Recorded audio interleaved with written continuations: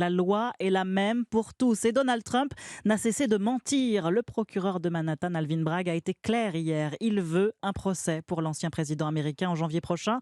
34 chefs d'inculpation pèsent sur Donald Trump pour avoir acheté le silence de plusieurs témoins embarrassants liés à ses frasques sexuelles.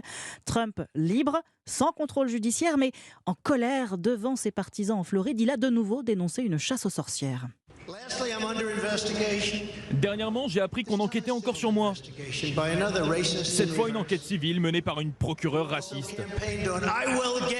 qui fait aussi campagne en disant « Je vais choper Trump. Je vais le choper. » Anne Toulouse, vous êtes la correspondante d'Europe 1 aux États-Unis. Donald Trump, on l'entend, continue de crier à la persécution. Il faut dire que ces démêlés judiciaires ne font que commencer.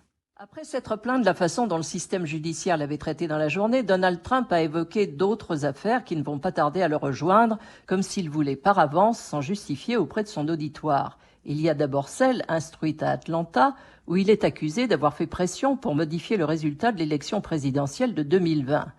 Il y a ensuite l'enquête du procureur indépendant Jack Smith sur les documents classifiés qu'il a conservés après son départ de la Maison-Blanche.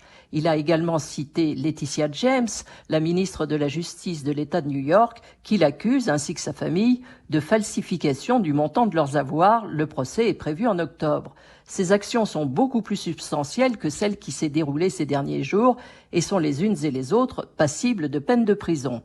Il n'a en revanche pas parlé de l'enquête du ministère de la Justice fédérale sur sa participation aux événements du 6 janvier qui, si elle aboutissait à une conviction pour sédition, l'empêcherait de briguer la présidence. Anne Toulouse, correspondante d'Europe 1 aux États-Unis. Les événements du 6 janvier, c'est bien évidemment l'assaut du Capitole en 2021.